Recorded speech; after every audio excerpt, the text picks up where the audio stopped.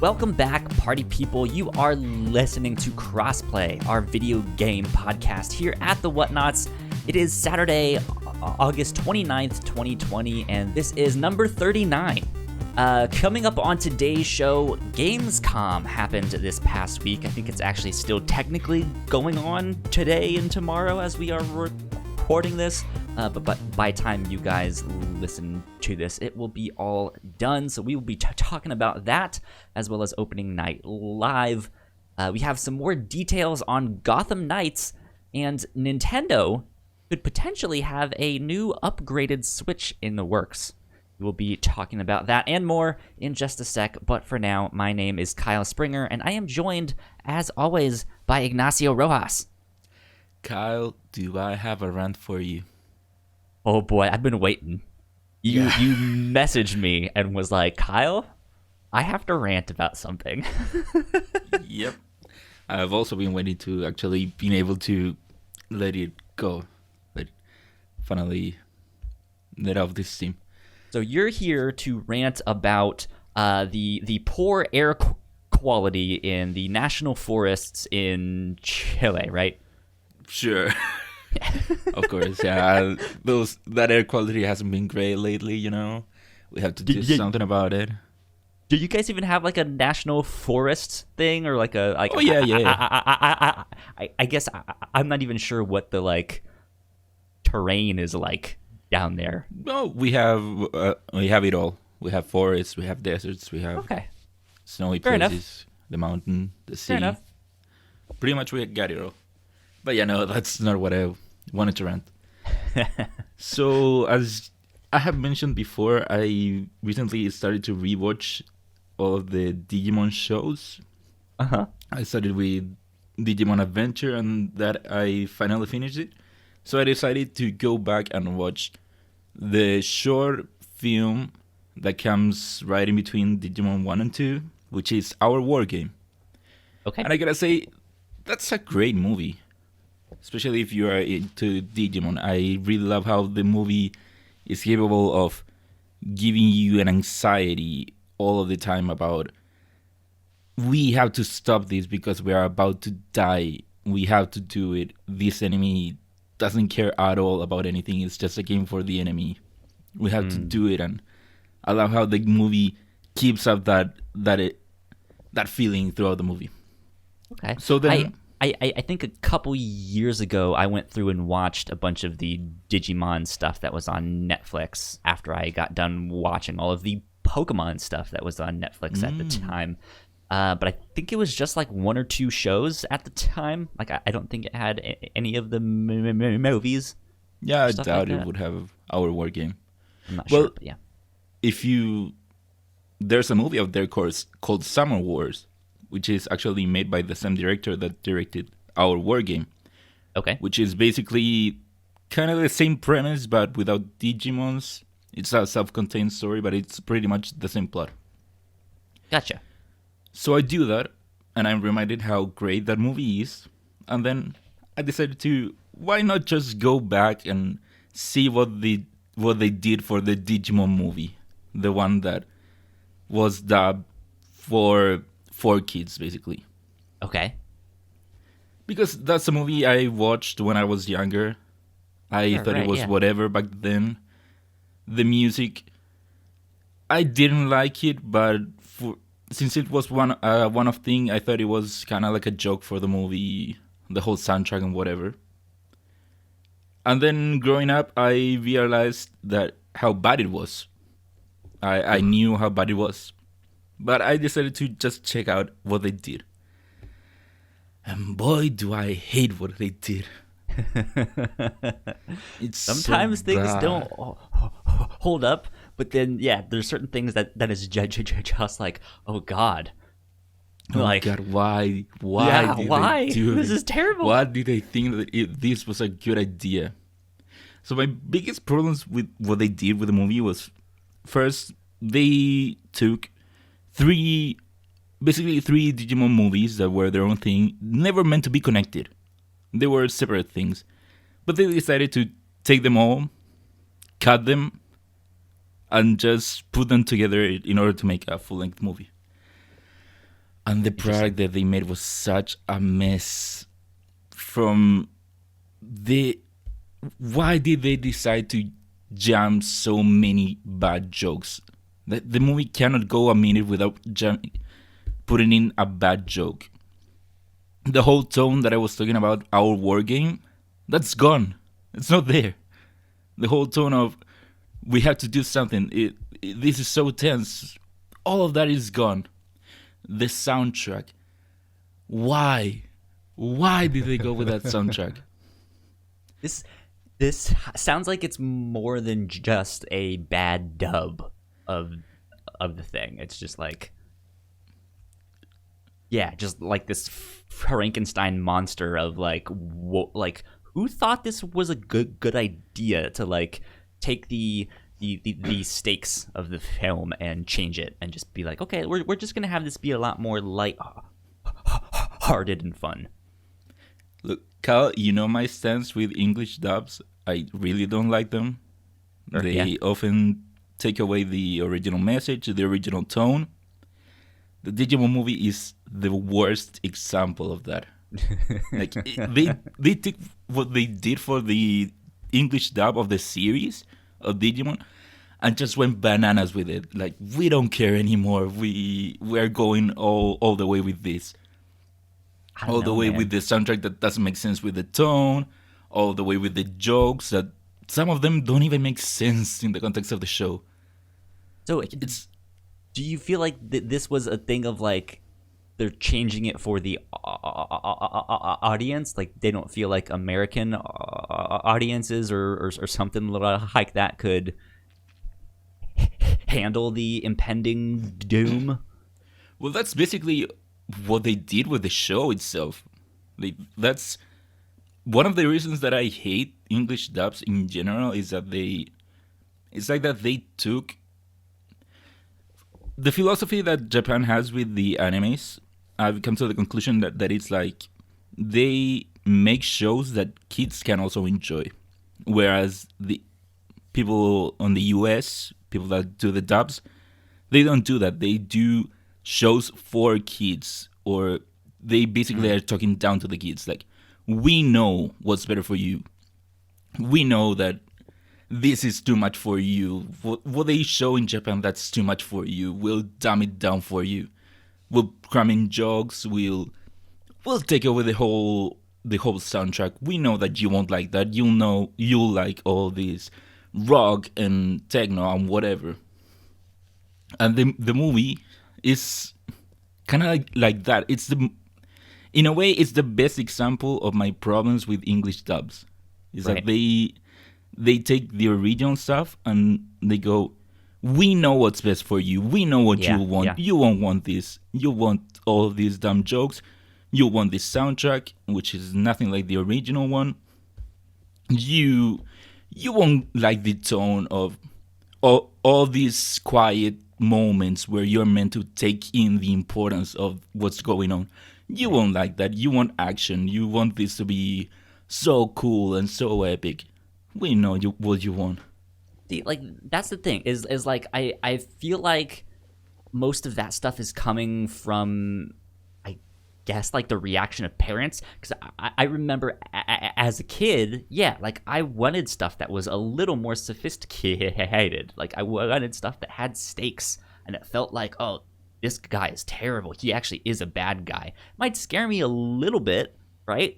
Certain things, depending on how young the person is or how young I am. But yeah, like I wanted stuff that felt like it mattered.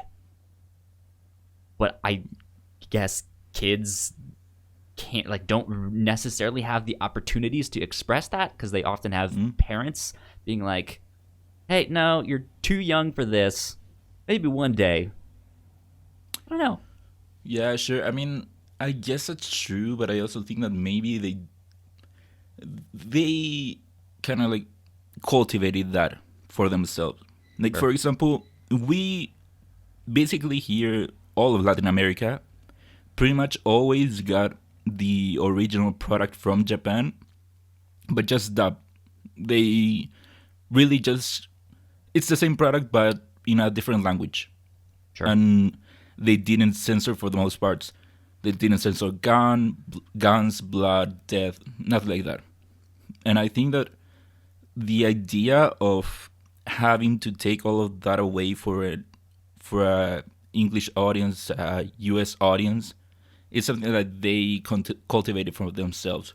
Like, that happens here, and everyone just takes that. No one seems to have a problem with a kids show having that necessarily. Interesting. But yeah, I do get that in the US, that would be such an outrage. Like, I was rewatching the show, like I said, and I was surprised in a way, but not really. That, for example, there's one of the bad Digimons had a gun. Like, one of his things was, I'm a toy, I'm gonna play with you, but my game is that I have a real gun and I'm gonna shoot you. What's that? And a knife? No! Yeah, exactly. And basically, if you die, if you lose, you're dead. And here, just have an Uzi. We're gonna play. I have my revolver, you have your Uzi. We're gonna play. Like, get your gat, Metal Garuru Man. Exactly. Rep your set. But yeah, kids watch that. Kids here, we all grew up with Dragon Ball and how bloody it was. We didn't get it censored. It was all bloody. It's like, Gotcha. That was taken for granted. But yeah, I guess in the US, it was kind of cultivated the idea that kids show had to be treated with kids gloves. And yeah, that makes sense. Yeah. Yeah. Let me ask you this. This is the last thing, and then we'll move on to some actual video games. How do you feel when they Frankenstein something so much that it becomes something new entirely? Because like putting on kid gloves is one thing of like, oh, you ruined what this was supposed to be, but when it becomes so transformative that it becomes something else, how do you feel about that? I think the biggest example, I don't know if you've watched the show, was like the Macross/Robotech stuff. No, I've never watched Robotech. No, yeah. Apparently it's like a completely different show. Well, even within the Digimon movie itself, there is a great example of that. Like I said, the Digimon movie is, they took 2 short movies and 1 longer length movie. And the third movie that they took, the longer one, they completely changed the plot. For the most part, the 2 first parts are the same plot. It's basically the same. But it's incredible how they took the third one and they completely changed the plot to something that it is very unrecognizable from the original one. In the original one, the story was about how there's this infected Digimon that is searching for his partner, but his partner as a young kid. That's kind of like he's stuck with the idea of his partner as a young kid. So he basically kidnaps the original cast of the original show, takes them because since they have a Digivice, he knows that there's a connection there, and he turns them all into kids. And the plot is basically the newer cast of the second Digimon show have to rescue them. But that plot is completely taken out in the what was shown in the Digimon movie. They even went out of the way to remove the original cast from the movie. There are scenes where they are shown the newer cast and the original cast together, and it's so funny how they basically cut them off, and they made this whole new plot about there's this new Digimon that got infected, and hey, we are in the US for whatever reason, and we encountered this guy, so why don't we help him out? Hey, everyone that's in Japan, come with us, come to the US to help us out. Yeah. But good yeah, stuff, as to good stuff. What do I think about it? I don't really like it. I think that in a way that's taking away the opportunity for people to enjoy the original product. The way that I see dubbing, which I know is a way that not a lot of people see it as, is that I think dubbing should keep for the most part, the original idea, everything that is in the original. Yeah. The job of the dubbing should be, we'll help you get the original stuff. It shouldn't be, no, we're going to take the original stuff and give you something new. It shouldn't be that. It should be, we know that you don't know Japanese. There are some things from the Japanese culture that will help bridge the gap. That makes will sense. Will be a bridge between both. I think that that's what dubbing should be. It shouldn't be, we'll take something and make it something new. Because by doing that, you are taking away the chance for the people to get what was there. Okay. The opportunity to get what was originally there. Fair enough. Mm-hmm. Well, let's move on to some video games. Because that's what we're actually here to talk about. I needed that. Sometimes it just feels good to get things off of your chest or off of your mind or something, you know? Ooh, boy. Okay. Well, I platinumed Ghost of Tsushima. Ooh. So finally that is done.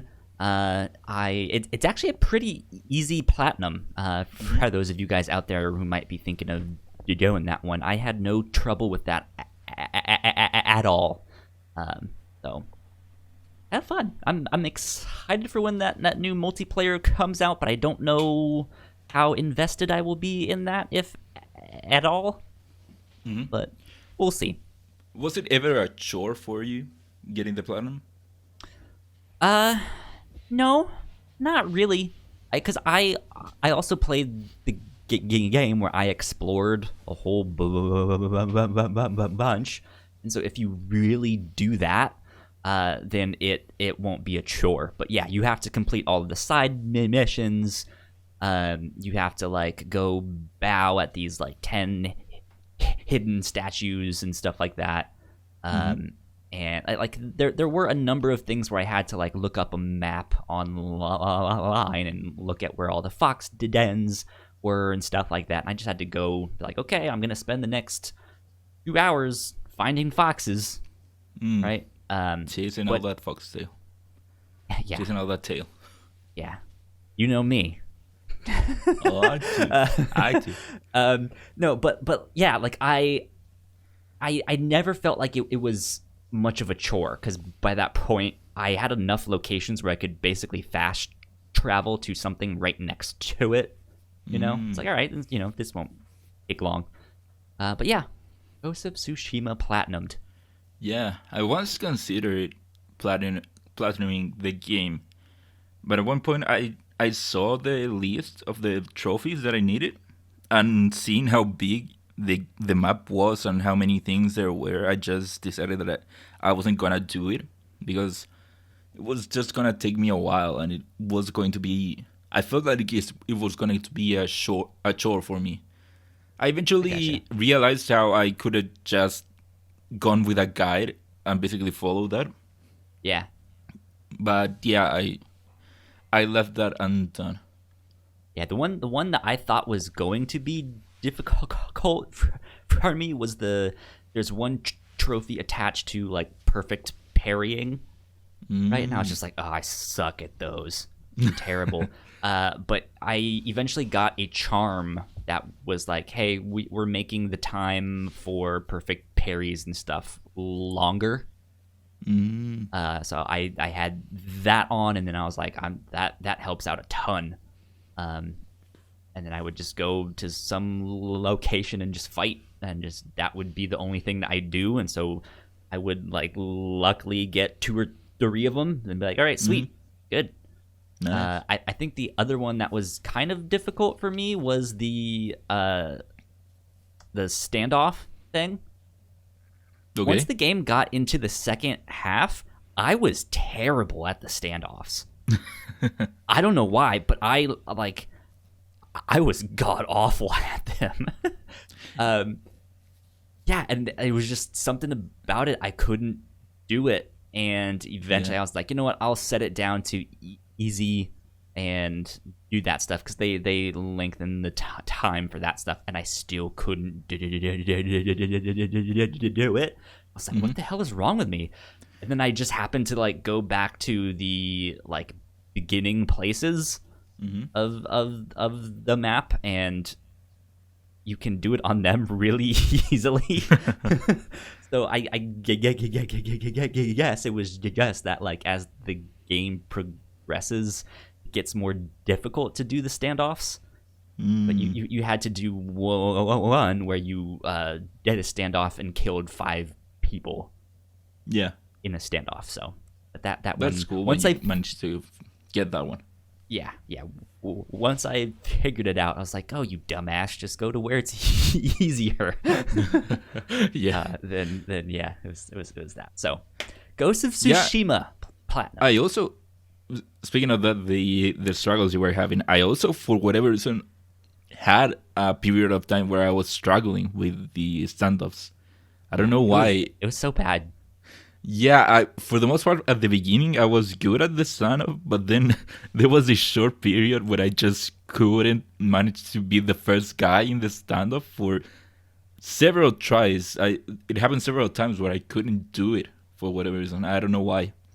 I just managed to get back in the group.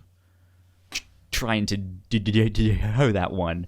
And I was like, I'm going to keep the same difficulty. This thing shouldn't be that bad. It's just kind of left up to chance because you have to go at the like split second, like right before their thing starts.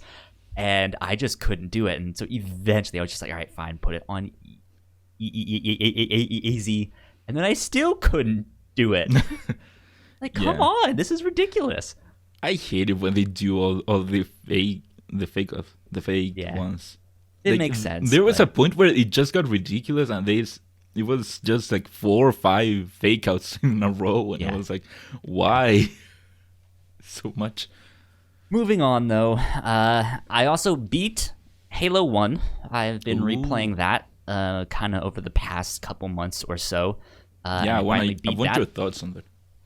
I really, really love the early Halo games.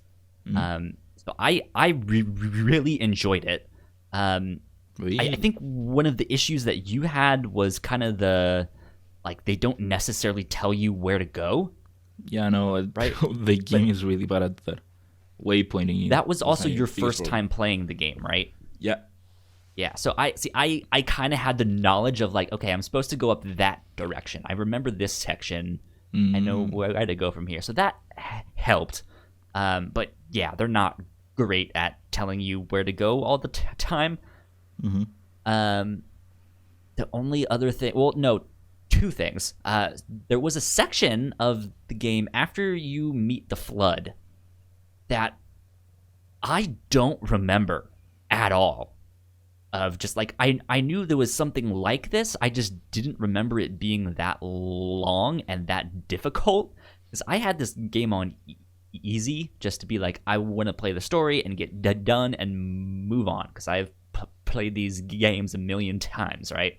So I found the Flood and got to like halfway into where I met 343 Guilty Spark, and he is leading me around. And that was completely different from what I remember. So it might just be the like Combat Evolved Anniversary Edition that they changed it, because I know that they like put in like new textures and character models and stuff like that. So I don't think they changed much besides that. But that one section, I was just like, I don't remember this at all. Yeah, as far as I know, there shouldn't have been any changes other than just the textures. Weird. Yeah. But and for it being on easy mode, I was getting my butt kicked. I was like, what the hell? There's too many of them.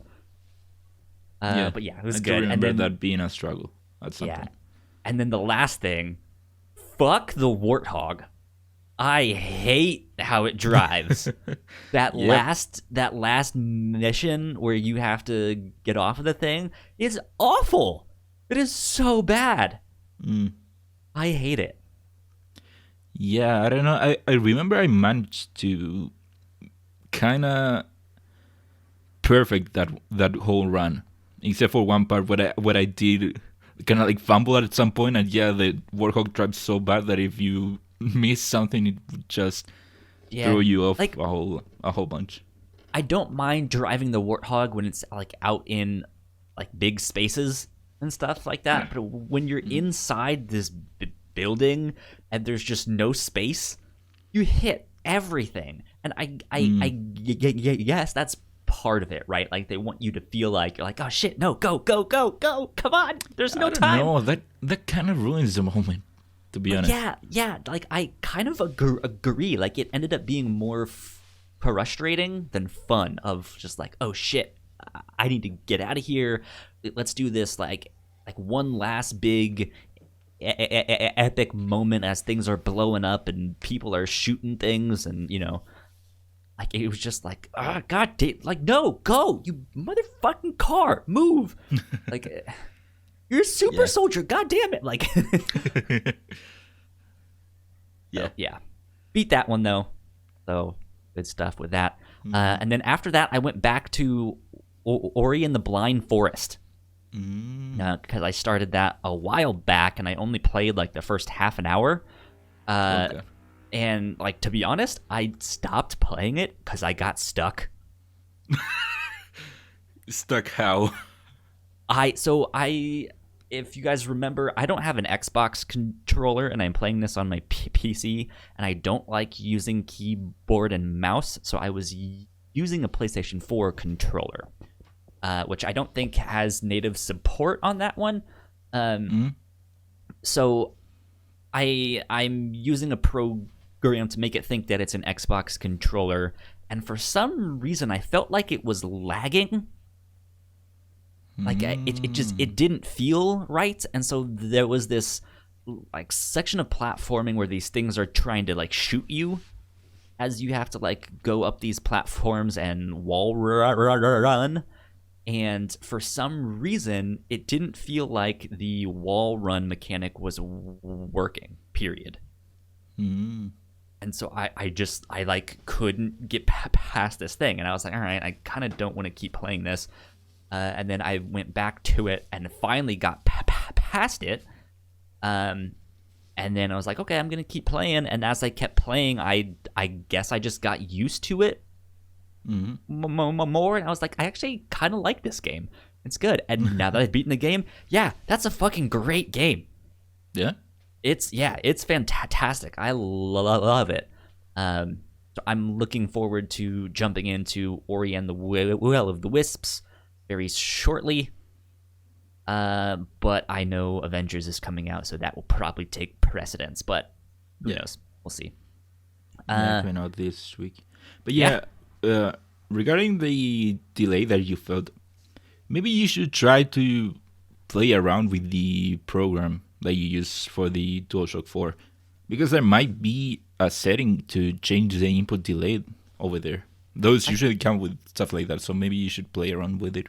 Yeah, there might be something. I like overall I felt like it was fine, but it was specifically the wall run mechanic.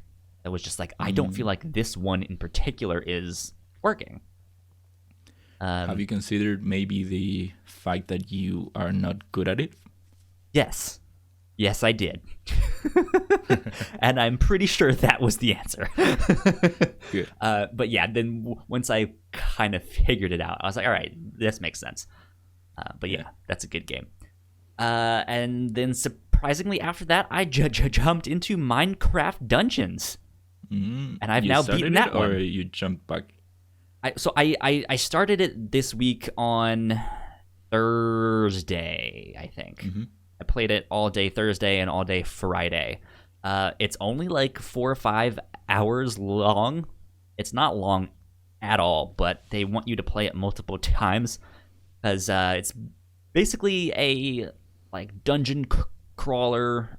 They send you on like you're a noble warrior who's trying to save this village as the evil illager is about to attack it and stuff like that. So they send you out on missions to like save the prisoners or like defeat the forge where he's making all of his weapons and stuff like that. And yeah, it's just a dungeon crawler. It's one of those games where you're constantly getting loot and your level is going up, your power number, your like gear score is going up, and there's only like 8 missions or something like that. Like there's not much, and so that first day I got through most of them, and then that second day I was like, all right, I'm just gonna knock out this last mission and then be done. So Ignacio, I could not beat that last mission for the entire day. It just like all of a sudden had an insane difficulty spike. Well, it's not even that. So here's my issue with Minecraft Dungeons, and I don't know if it was like a glitch or a bug or something, but I got to a point where it stopped giving me better loot. Okay. Like, it told me that this final mission I had to have a gear score of like 20 to beat this mission. And I was on like a gear score of like 19, right? So not much. And I started playing that mission when my character was level 18. And so the loot that drops is supposed to be anywhere from like level 18 to like 24 ish, right?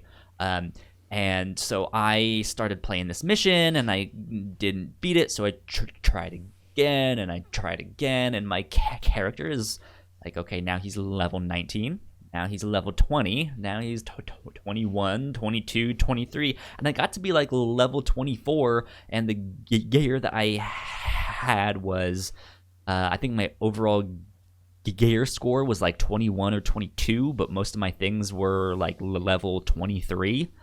So it was like the highest thing I could get, and it just stopped giving me loot that was above that. It was like, here's something that's 18.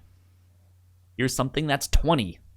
Here's another thing that's 18. And it's like, this isn't helping me. Like, it's not making me get stronger. And I did that for like most of the day. Just being like, come on, please, like, do something. And it didn't work. And so I got upset and was like, all right, I'm going to go back to the older missions and complete them on a harder difficulty. Cause like, so it has like three top tier difficulties, but it only starts you out on that first one, and the other two you have to unlock as you beat the game. But within that difficulty, there's like a secondary difficulty slider to like up the difficulty of the missions and the loot that you get and stuff. So I was like, okay, let me go back and complete these missions that I've already completed on a higher difficulty. And I did that once or twice and was like, you know what, I'm just gonna beat this particular mission on every difficulty. And I was on my like second or third one, and I just happened to find a sword in a chest that was level 31 when I was still like level 24. And I was like, oh, sweet, hell yeah. And I got that, and I put that on, and that upped my gear score to like 24. And then once I had that, it started to give me stuff. That was like, okay, here's a level like 28 sword. Here's a level, 29 piece of armor and stuff like that. I was like, oh, fucking finally.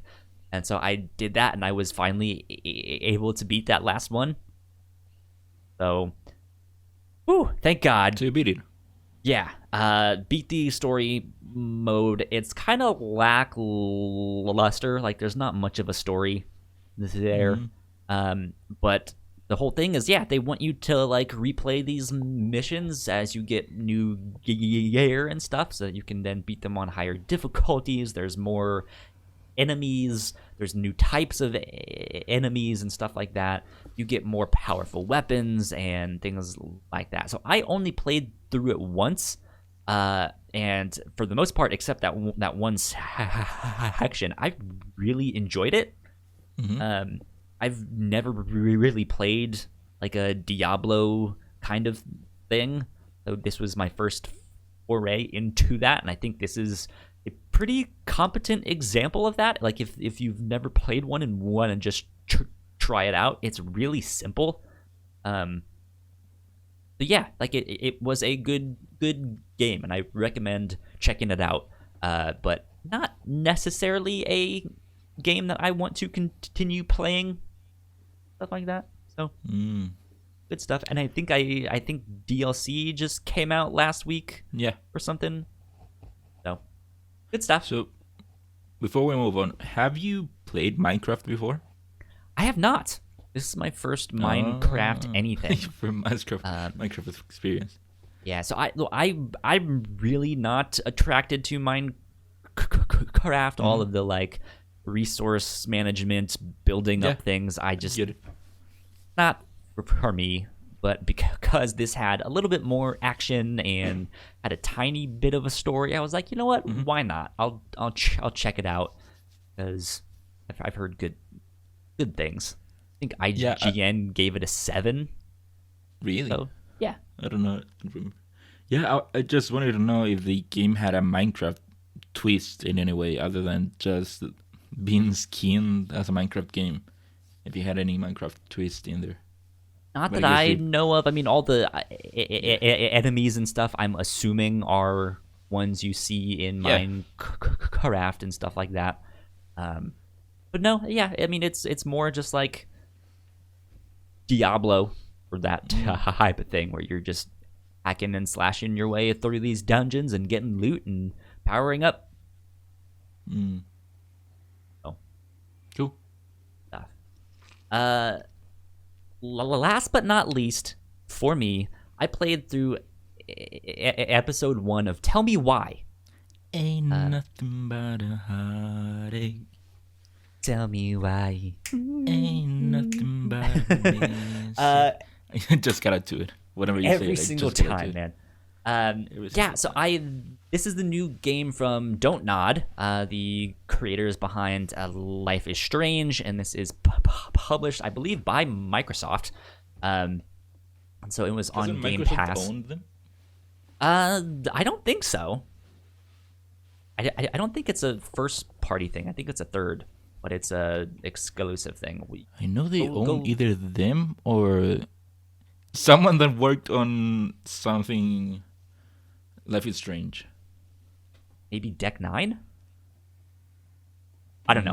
I'm gonna check it out. Go look that up while I tell you about Tell Me Why. So yeah, this is the new game from Don't Nod. I played it on Game Pass, and it is about a brother and sister who are reuniting after being separated for quite a while, and they are kind of reconnecting with some traumatic events in their past and kind of dealing with that. The setup for the game, it's not really spoilers. It's literally like the first thing that happens in the game, and the first thing that say within the first like minute of you turning it on, you find out that one of them killed their mom.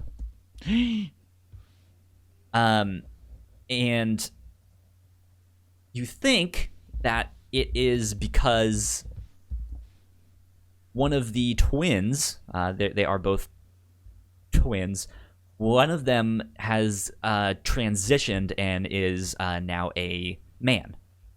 They've always felt like that, but their mother didn't seem to really know how to handle that or react to that, and she reacted poorly, and it seems like she tried to kill him. And yeah, and so like the game starts out with him in the police precinct, I guess that night or something, and him being like, she tried to shoot me, so I stabbed her, right? And so yeah, it's then like years and years later, I think it's like 10 years later, you've been sent to juvie and some kind of like rehabilitation camp thing. And so now you're kind of re-entering the world. Your character, it like is now fully looks like a man and stuff like that. And they are going to sell their old house where this all happened. So they're trying to figure out what happened. But the interesting mechanic with this game, because if you guys know Life is Strange, it's one of those games where you're presented with a choice and you got to pick, do I want to go with this one or that one, right? And then they did Life is Strange 2, which I think really stepped it up and was like, okay, you're still making those choices, but those choices affect another character, and that other character also affects what happens in the game. So you might pick one thing, but the other character might do something else that you didn't want to do, and that changes what you have to do and stuff like that. I thought Life is Strange 2 was a big step up, but this takes a different approach to choices. The twins kind of have some supernatural powers. Yeah, they can kind of communicate telepathically. And one of the things that they come to notice as they're dealing with all of this trauma is that their recollection, their memories of how things happened don't necessarily line up with the other person. And so you kind of come across these memories and they see these visions of what their memory used to be, and then one of them will be like, but that's not how I remembered it. We actually did something else. And so you have to kind of pick between which version of the memory that you want to consider as like, no, this is actually what happened. So it's interesting. It's really fascinating. There's a few things about it that I was not expecting, especially regarding the kind of supernatural stuff that is happening. I think this is still another like really big step up for Don't Nod. I think the animation is fantastic. The voice acting is a lot better. It still has some issues though. It feels like something was lost in translation. Just the way in like the lines are delivered or stuff like that, but it is a big step up from Life is Strange. So I'm excited, and I believe they are releasing the other 2 episodes of this in the next coming weeks. I think they're doing it weekly. Yeah, as far as I remember, it is weekly. Yeah.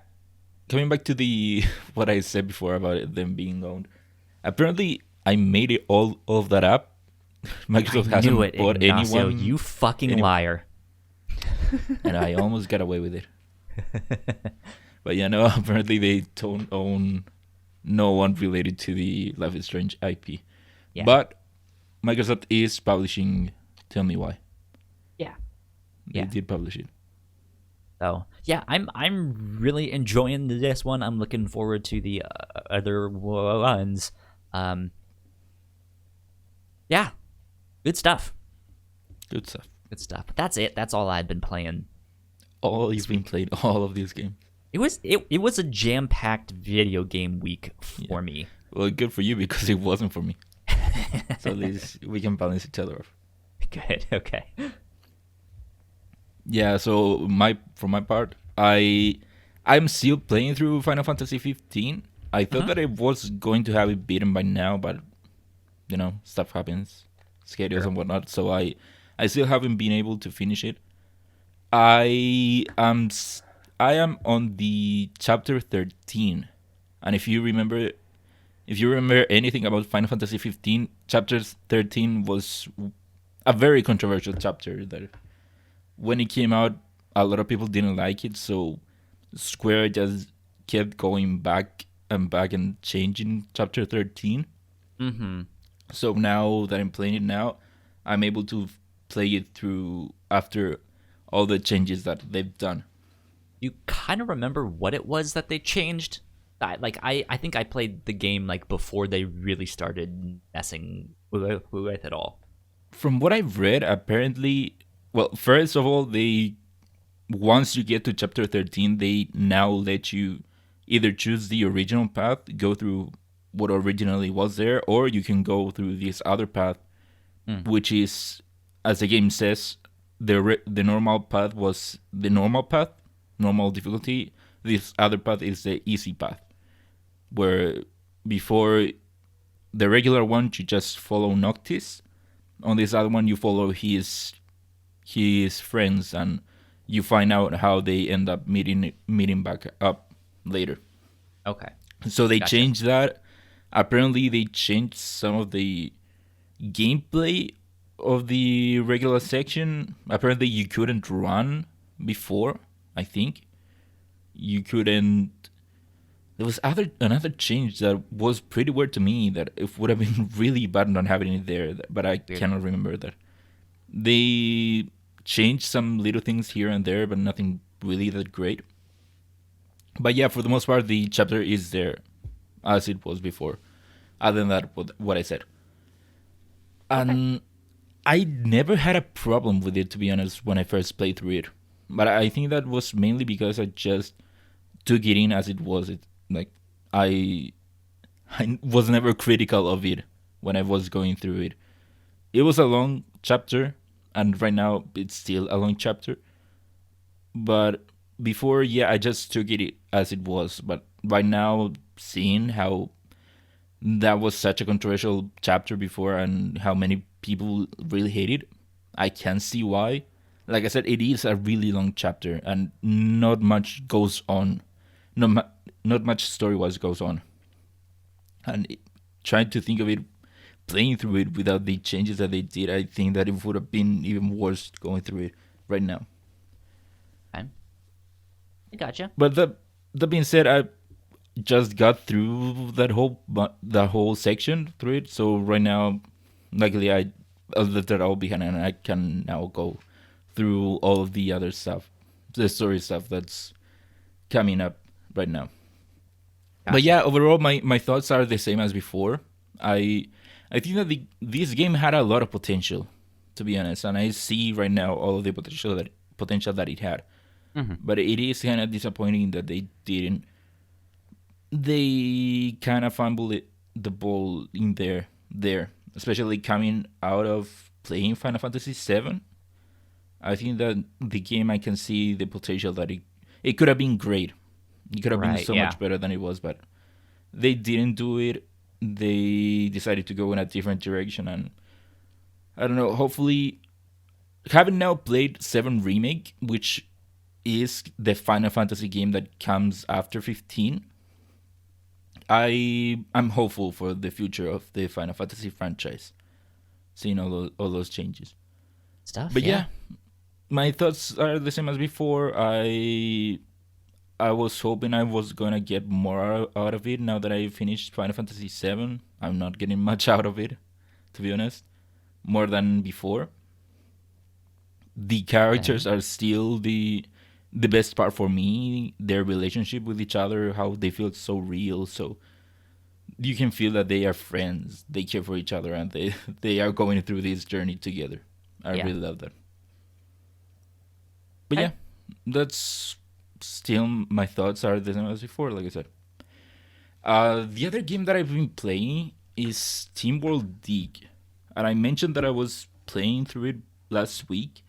Last week I said how I was a big fan of SteamWorld Dig 2, so I decided to go back to SteamWorld Dig 1, and last week I said how the game wasn't grabbing me like the SteamWorld Dig 2 grabbed me before, and I didn't know why.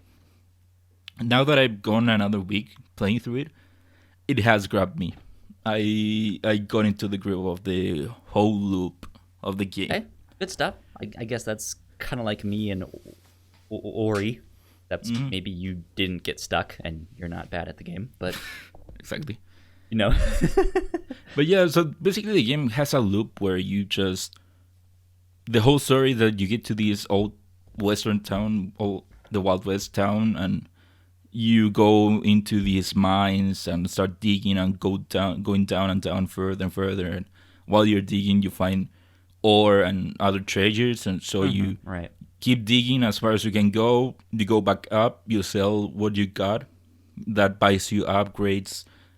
It starts expanding the town, and then with better upgrades, you can go down further and further. Now there are some caves scattered through the main cave that you're on that gives you newer ways to keep digging. For example, you can get a drill, you can get this super punch that lets you like break down dirt that's further away, which you couldn't do before.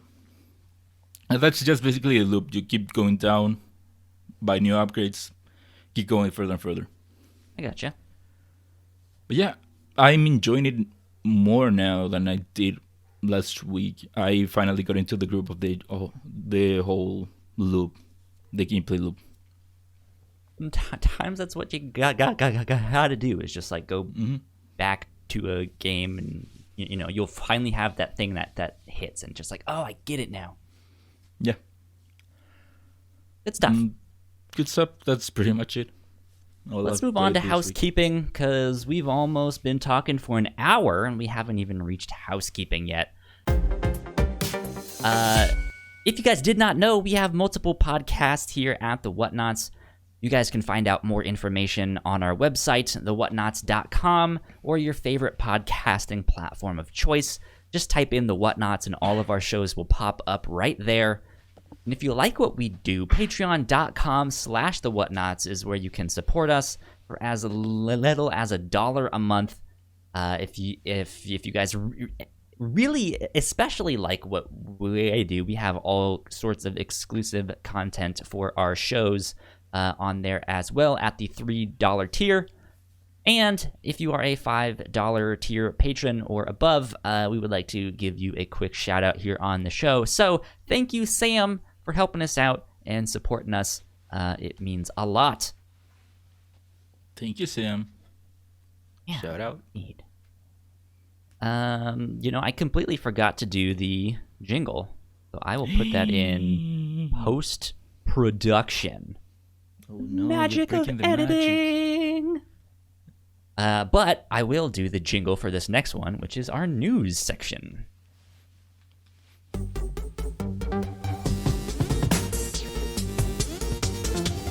Gamescom happened this week. Opening night live was a big thing. I don't know why, but I was not expecting it to be in like the middle of the day, and then I was like, oh yeah, dummy, it's in Germany. Like in Germany, like it's gonna be in the middle of the day. With Germany time. Yeah. So we have a bit of a roundup here for a bunch of the stuff that was announced at opening night live. I know there's been like a bunch of panels and stuff going on during the past couple of days, and they're still happening in the midst of recording this, but by the time you guys will hear this all, it will be over. So let's round this up. This is coming from Felicia Miranda over at IGN, and I'm just pulling out some of the highlights here, but Call of Duty Black Ops got a new trailer, and it looked pretty neat. Yeah, actually. It looked pretty cool, especially for setting up the tone of it. From what I've heard, it is kind of like a sequel to the original Black Ops, which...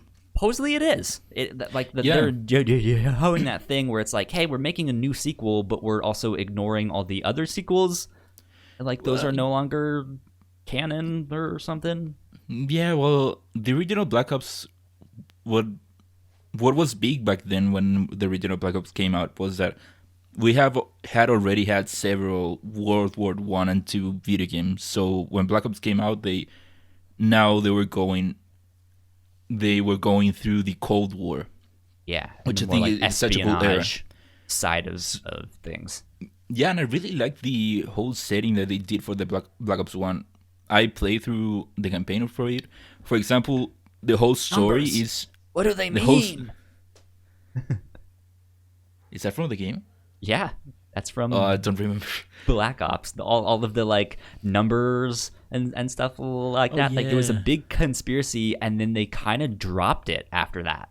Yeah, well, the whole game is you being tied up in a chair, being basically tortured and interrogated. And they kind of like for the sequels dropped all of that. They started going to the future. And so I'm glad that they're going back to the whole Cold War setting. Yeah. And I like how they set the tone for it with this trailer. We also know that they apparently edited their trailer to take out all of the footage of the Tiananmen Square protests and massacre and stuff like that when But I think China banned it. Was it that they edited it, or was it that China didn't like that the footage for Tiananmen Square was in there? China banned it because of that footage, and then they edited the trailer so that it could still play in China. So take that as you will. Yeah. Up next, Unknown 9 Awakening was announced and had a cinematic trailer. I have yet to watch the test one, but I heard some people talking about it in good terms, so I'm excited to check this out. It was a cool trailer. The problem with cinematic trailers is that they don't tell you much about the game.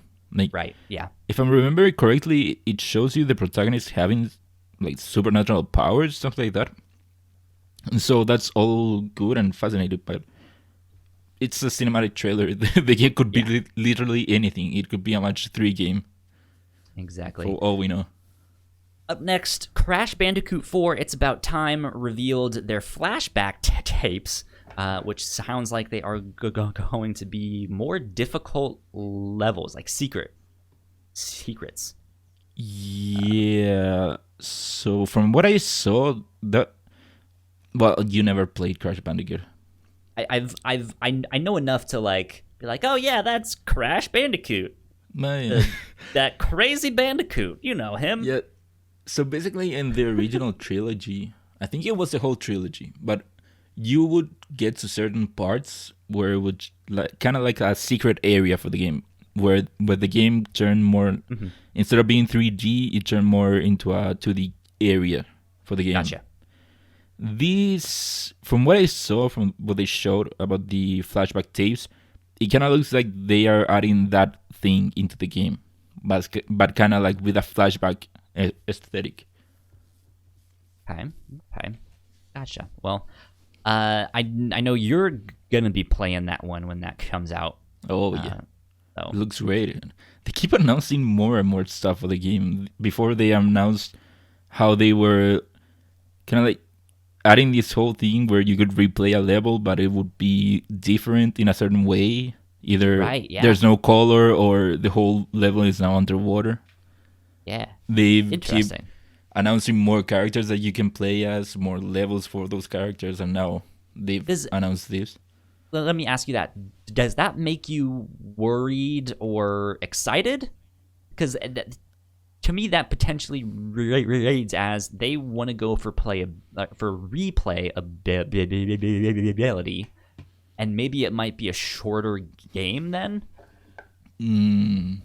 Like a 4 or 5 hour thing, and then just like, hey, replay it with all of these things. Yeah. From all of that stuff that they announced, I'm between neutral and a bit excited. Okay. They've showed the game. They've shown how they know. They managed to capture the original Crash feeling in there. So this to me is just there's more that you can do in the game. I do trust that the game will at least be the length of one Crash Bandicoot game. If not, maybe longer, hopefully. Since it's a full price game, hopefully it's longer. That makes sense. Mm-hmm. Both Little Nightmares 2 and Star Wars Squadrons got some gameplay.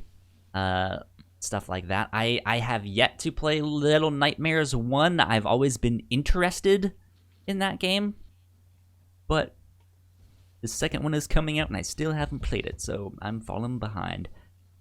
Speaking of Star Wars, though, The Sims 4 is getting a Star Wars-themed expansion called Journey to Batuu. That should be arriving soon. I think they said later this year, but I don't remember. I don't remember. I'm not much of a Sims player. Neither am I. I do have a good memory of playing, I think it was like The Sims 2 years ago with a cousin. And it was like New Year's Eve, and that's all we did. We just stayed up playing The Sims 2, and I was like, "This is fun, man. Good stuff." Yeah. I'm still surprised how they keep updating Sims 4. The Sims 4 came out a while ago, and they just keep adding expansions. I'm so surprised. At a certain point when the graphics get to a certain thing, and you can just have like stylized artwork, right? Like, you don't necessarily need to like make a new one. You can just keep that one going because the graphics look fine. Yeah, I don't know. But, I guess so. Yeah, they came out apparently 6 years ago, so kudos to them for keeping updating the game. Indeed. After that, Medal of Honor Above and Beyond had a story trailer revealed. That also looked really cool. I think this is the VR. Great.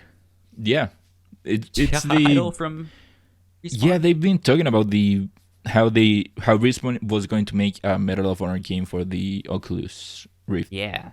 And I don't know if they've shown it before, but yeah, we got gameplay now, and the game looks great. Yeah, it looked amazing. Mm-hmm. I'm disappointed that you cannot play it on the Oculus standalone. Yeah. They had the Oculus, not the Oculus, the Quest. They had the Quest logo at the end of the trailer, which really made me excited that I was going to be able to play it, but no. You can technically play it on the Quest, but if you link it to your PC, a PC can not for that type of games. I gotcha. I remember playing Medal of Honor back in the day on PlayStation 2. I think that was one of the first shooters that I played. Yeah. I also played a Medal of Honor game on the PS2, now that I think about it. And it was one of my first shooters that I played. And last but not least here, Ratchet & Clank Rift Apart got a PS5 gameplay trailer. This was pretty much just an extended version of what we saw when they announced it at the PlayStation 5 thing. Yeah, but we managed to see stuff like the whole Ratchet and Clank jumping through the portals into new areas. Yeah. We got to see that more in context of the game itself, of the story. Mm-hmm. Yeah, and that game continues to look amazing. Yeah, this game is the greatest example of how if you commit to next gen, you can make things better that you couldn't do before. How not being constrained with last gen will make a game greater. Exactly. Yeah, it looks cool. It looks great. It looks so much stoked. Fun. I'm stoked. I just want to play it. It got to a point where there was just way too many things going on and way too many things flying and way too many pieces flying around. Yeah, at some point. But I'm excited for the game. There will be a couple more things that was announced at Gamescom that we will mention in our up and coming section, but we'll get to that later. Well, there's something that I wanted to add here that you did not even into the other section. Go for it. Did you watch the presentation at all? I watched. Or did you just watch I watched some of opening night live. I was late to the party though. Okay. Did you watch the part where? Wow, what's the actor's name? Christopher Lloyd appeared. I don't think so. It was Doc Christopher Lloyd Brown announced something. Yeah, so what he announced. Surgeon Simulator 2 is out now. But the way that they did the whole thing was so weird. Jeff was just presenting there, and they cut. Everything goes black, and they just show the opening night live logo, but with the fire, which of course signals Back to the Future. And then they show Christopher Lloyd as Doc Brown. And if you see all that, you would think that they were going to reveal something that has to do with Back to the Future. Right, yeah. But no, they just had him there announcing that Surgeon Simulator 2 was out now. And he has nothing to do with the game. Sure, okay. It was so random. Why was he there? Why? I don't know. You'll have to ask whoever got him and Alf last year for the Game Awards or something. No, it was this year for one of Jeff's things. But yeah, no. Like I'm glad to see Christopher Lloyd doing well playing Doc Brown. But why? Weird, you got everyone excited for something Back to the Future, but no, it has nothing to do with it. Nothing to do with it at all. But yeah, that's what I wanted to talk about. Let's move on, though, to the Nintendo Direct Mini that happened this week. It was one of their partner showcases. We're also going to round that stuff up for you here. Same thing. These are just some highlights. There might be one or two things that are also in our new and notable section down the road. But this one is coming from Adam Bankhurst over at IGN. And they started out with Kingdom Hearts Melody of Memory. And we got a release date for that. It's coming out November 13th. Cool. The same day as Yakuza Like a Dragon.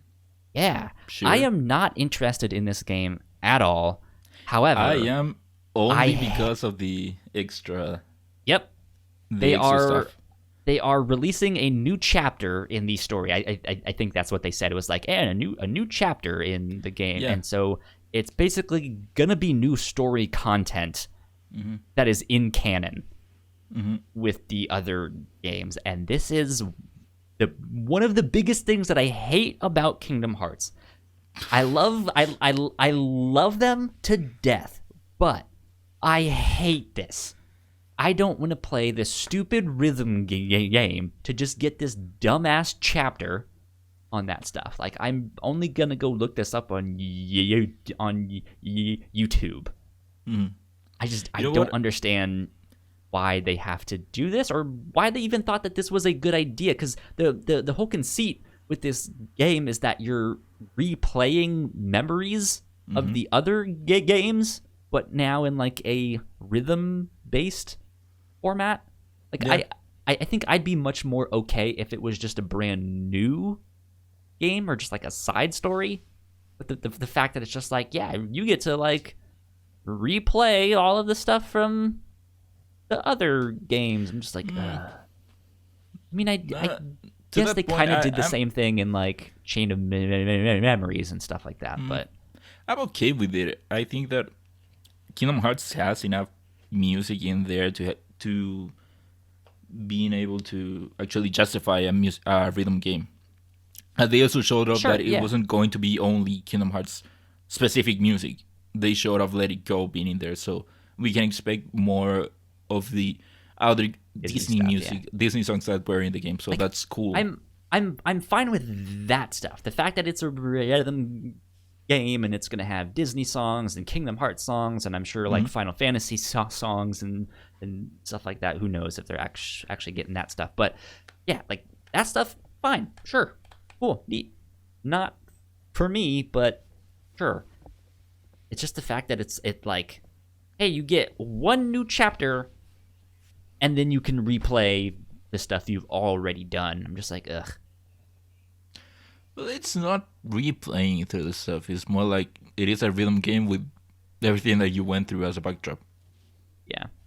I liked how the game is doing, like you said, you're going through the memories, so the game lets you actually watch all of Kingdom Hearts in a way as just these clips on the Switch. Seeing as no Kingdom Hearts game is on the Switch, I like that you can at least experience this story. What it looks like to be the full story of Kingdom Hearts in there.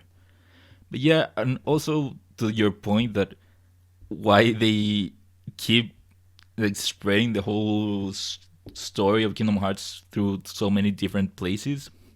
In a way, it does frustrate me that there's a lot of story that is, for example, trapped on their mobile games.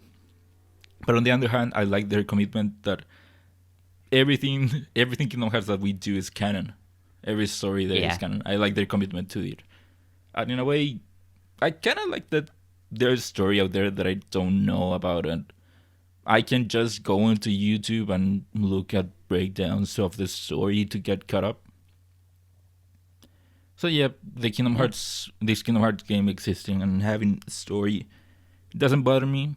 I'm gonna play it probably because I want to experience the extra chapter in there. Good stuff.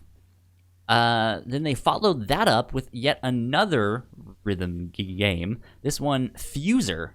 They showed off a collaborative multiplayer and revealed some new songs. I know a lot of people are really excited about this game. This is from the same developers that did Guitar Hero, right? Or was it Rock Band? It's Harmonix, so... Yeah. It's from Harmonix. So a lot of people are really excited. However, I thought this was a terrible showing. I thought that looked so boring. But I guess that's just me. I'm also not really interested in that game. Yeah, no, to me, it wasn't interesting either. I skipped through the whole part because I know what the game is about. I'm not interested in it, so I was excited to actually look at the game. Yeah. After that, the first 3 titles in the Saga series, Final Fantasy Legend, Final Fantasy Legend 2, and Final Fantasy Legend 3 will arrive on Nintendo Switch in one package this December 15th, 2020. I don't really know what these games are. I guess they originally came out on Game Boy. But yeah. I'm so confused, to be honest, by the early Final Fantasy history of 1 is also number 4, but 2 is 6. I don't know. It just that's the simplest thing ever. I don't understand it at all. The first games didn't come out in the West, as far as I know. So the first Final Fantasy game that came out on the West was 4, I think, somewhere around there. So they just titled it the first Final Fantasy. Weird. So yeah, that's the simplest part of the whole Final Fantasy thing. Dude, it's rocket science. Okay. It's rocket science. I think that it is cool that they are bringing in a Game Boy game or Game Boy games. So, but they made it in such a weird way because it looks like they took a port from mobile, which I don't know if it exists or not, but it looks like they took that and put it on the Switch because it has this whole layout that reminds me of a mobile game, which I thought was so weird. Why not put the whole game on the screen? It looked like they had buttons on the screen and stuff like that, which was strange. So who knows? But yeah, it is cool that they are bringing back, and especially if you're a fan of all these games, being able to play them on a modern console.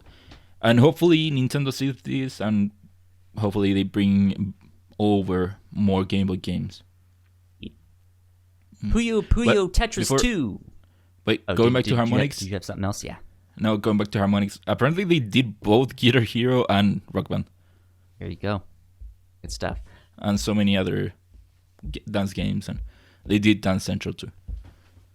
Puyo Tetris 2 arrives on Nintendo Switch December 8th, 2020. I know a lot of people are going to be excited about that because I've heard good things about Puyo Tetris, but they are making a second one.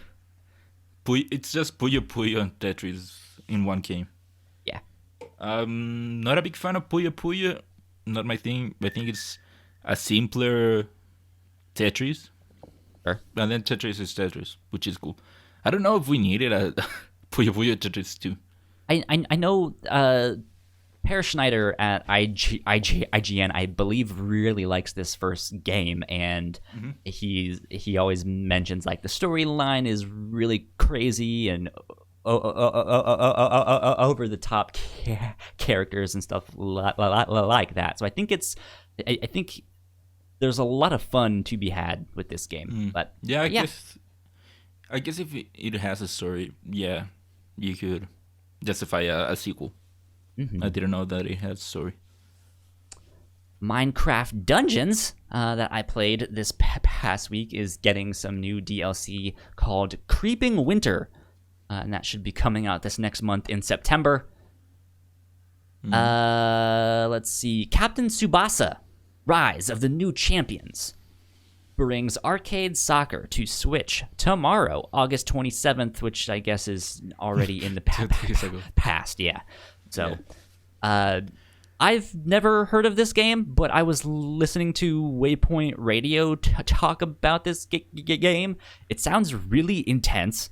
It's an arcade soccer game with like a really anime storyline. I believe it's based off of a manga. Yeah. No, maybe. Well, Captain Tsubasa, I know it as an anime.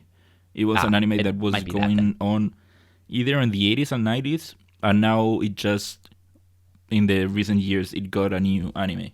Yeah. So yeah, it is an anime based on soccer.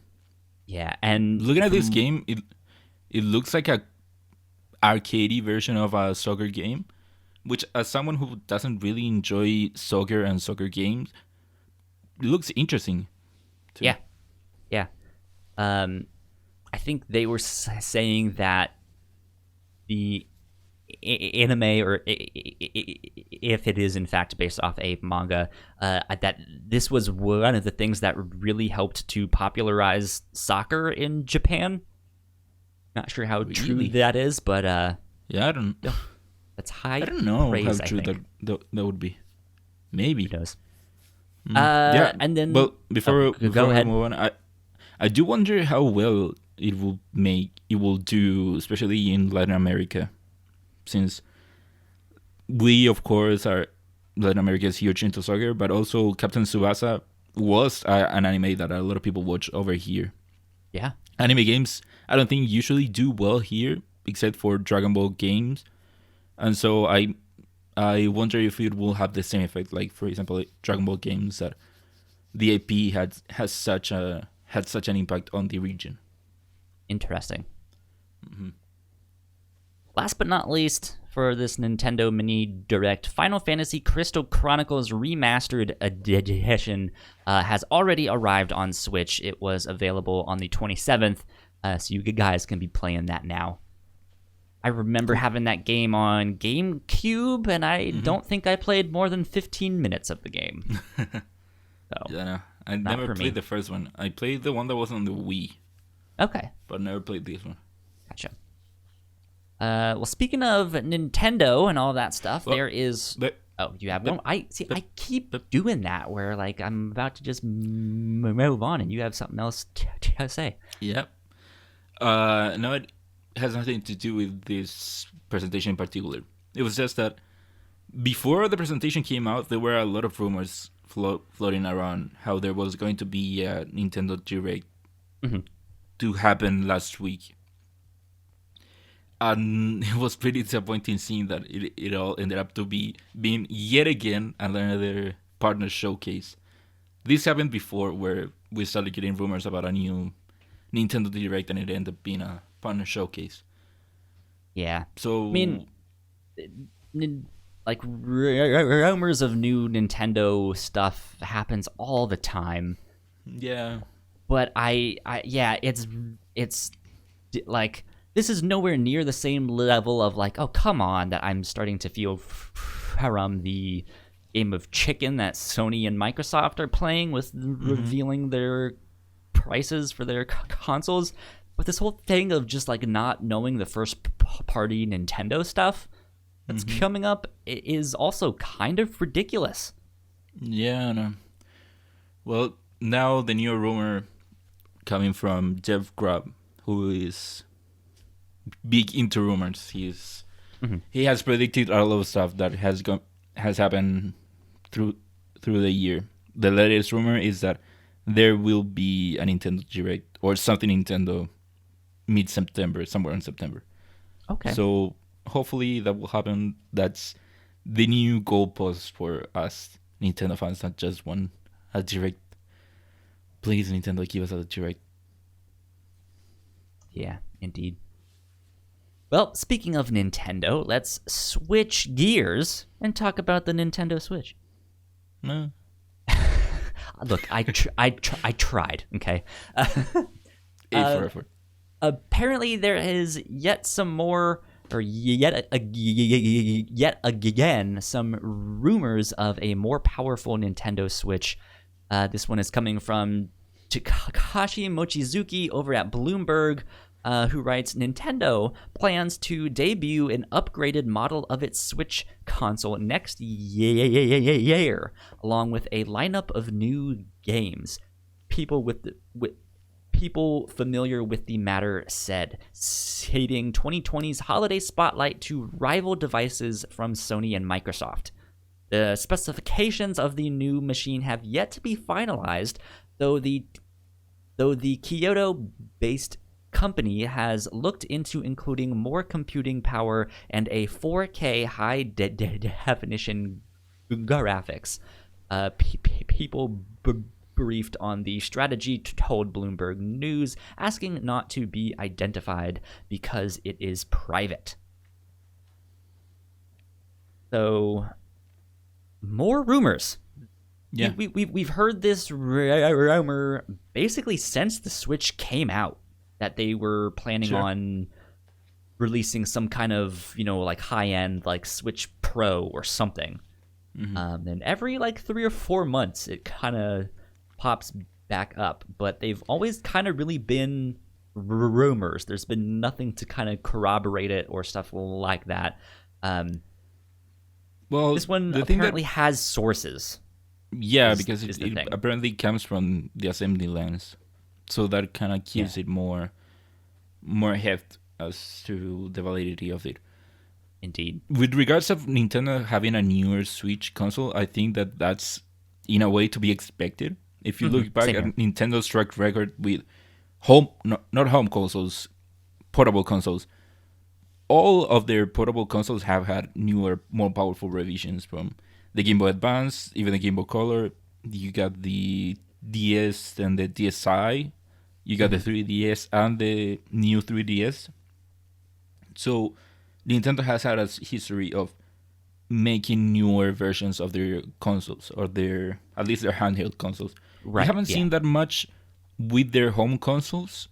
I don't think that they've done that. In fact, they haven't done that. So since the Switch is a mix between home and portable consoles, there is kind of like this 50-50 chance on whether or not they'll do it. But like you said, we've heard too many rumors for this not to be a reality. And I think that in a way Nintendo does have to do that, considering that we're going into a newer generation with the PS5 and the Series X. Exactly. Nintendo already was behind all of these 4 years when it comes to power. And we've seen ports here and there. We've seen Bethesda bringing their games. We've seen CD Projekt Red brought with The Witcher 3. But those have always been kind of like big compromises. Witcher 3 looks bad on the Switch. It is playable, but it looks really bad. So now that we're going into another generation, we'll see a new jump forward with power. Nintendo is gonna be left behind in a way. So in order to keep up, even from a distance, Nintendo does in a way have to release a newer version of the Switch. Yeah. Whether it will be 4K, I'm not so sure if we are to the point that a portable console can really produce 4K visuals. Well, so here's what I'm thinking. I'm thinking that the screen on the actual Switch will only be 1080p, and then when docked, could somehow like up res to 4K, which is kind of what they do now. Yeah, but the thing is that the dock itself doesn't have that. It doesn't really have any hardware that increments the power of the Switch. It is mostly because of the extra power that is coming from it being plugged in. that is giving it more of the power. So they would have to, in order to actually achieve 4K in that way, I do think that they would have to make a new dock that actually gives it more juice. It actually does something to give it more power. Yeah. I mean, maybe that is somehow also built into the system too, because I like the size of my Switch. I'm wondering if they make it just a tiny bit thicker, right? Or something, just to be like, here's the Switch Pro, the Switch Fat Boy. I don't know. I don't know. I don't know if we're at that point yet. Maybe we are. I don't know. Are there 4K phones? Because I think Apple has stuff that is 4K. I think. I don't know. Yeah, well, even know. Then, these are video game consoles, so they need more processing power. And you have to know that at some point, when you try to make things smaller and smaller, one of the problems that comes up is that it starts getting hotter and hotter. Right. Because the smaller you get, the hotter it tends to go. So I don't know right now if we are technologically wise to the point that we can cram in 4K visuals into that small of a space without it producing too much heat. Maybe we are, I don't know, but from what I know, I wouldn't be so confident that we are there. Good stuff. Hopefully they at least do 1080p, because that's what I would like. Yeah. Okay. Moving on to number 4 here on our news stuff. More info on Gotham Knights, and some questions have been answered. This is coming from Joe Screbbles at IGN. And Ignacio, you put all of these notes in here. You did this one. But yeah, it looks like just with the gameplay trailer that came out, a lot of people were having questions and worrying about certain things of like, okay, well, how does this work exactly? And like, oh, well, if these like numbers are popping up, what does that mean for this type of play or stuff like that? So more details are always good. It looks like combat won't be the same as the Arkham games, but it will be comfortable to people who are familiar with third-person brawler type experiences. Sounds like there will still be stealth. Yeah. It sounds like it won't be a one-to-one comparison with the Arkham games, in a way that Arkham Origins was, that it was pretty much the same gameplay. It does sound like they will tweak the gameplay in a certain way. Okay, I'm okay with that, because with them being like, hey, it still looked exactly like stuff in Arkham, so I feel like it's going to play very similar, but they've added in some things or changed one or two things to fit different people's styles and stuff like that. So that could be interesting to change things up. I'm a huge fan of the Arkham gameplay, so hopefully it will at least be close to that. Yeah. Next up, the game will have a full-on open world with no level gating. I think this is also kind of similar to the Assassin's Creed stuff, where you can kind of go anywhere, but you might just get your butt whooped. But they do also have more information on that too. So, well, my biggest takeaway with the whole Q&A was that one of my biggest fears was that I was going to have a similar experience to that I had with Origins, where I got to a point where I was under-leveled and I couldn't move on. It does sound like leveling won't work that way here. And the way that I take no level gating is that you'll be okay going anywhere in the world at any point. Unlike the newer Assassin's Creed games, where if you go to a certain areas, you'll just get your ass whooped. Yeah. So it looks like I think it was it just this next one, or was there something else about it? No, it looks like it's just this next little bullet point that you have here. It says, enemies will work more as having a scale of enemy difficulties at each encounter. You might see some guys that are a little bit weaker than you and some that are a little bit stronger than you. There won't be a need for grinding. So this is, I think, what you were just talking about, where like you can go anywhere you want at any time. It seems like it will always be a challenge no matter where you are, but it won't be like, hey, you're level 2 and they're level 30, you know? Yeah, the way that I explained it here on the notes, it wasn't a good way, but what I got from the Q&A was that the leveling system won't be that you are, say, level 10 and there are level 40 enemies and you clearly cannot go to this place because they will just one hit kill you. The way that it will work is that, say you enter into a room and encounter whatever, by having the levels in there, you'll be able to kind of like change up your strategy. You'll see enemies that are weaker than you or enemies that are stronger than you, and that will force you to change up your strategies. Right. The way that they put it there was that maybe you'll have to change up your gear for that one occasion. Yeah. It wasn't necessarily that levels will play that big of a role in there. It's just a way for you to tell someone's weaker than you, someone's kind of like the same level than you, or someone's stronger than you. That makes sense. I kind of like that. Yeah. I think that makes sense. To me, this makes me... It calms me a bit more. It calms some of my fears a bit. Kind of like what you just mentioned about switching your gear. You will be able to upgrade your weapons and your suit for each character. Looks like each of the 4 characters will play differently from one another, which I think is kind of to be expected, but you never know.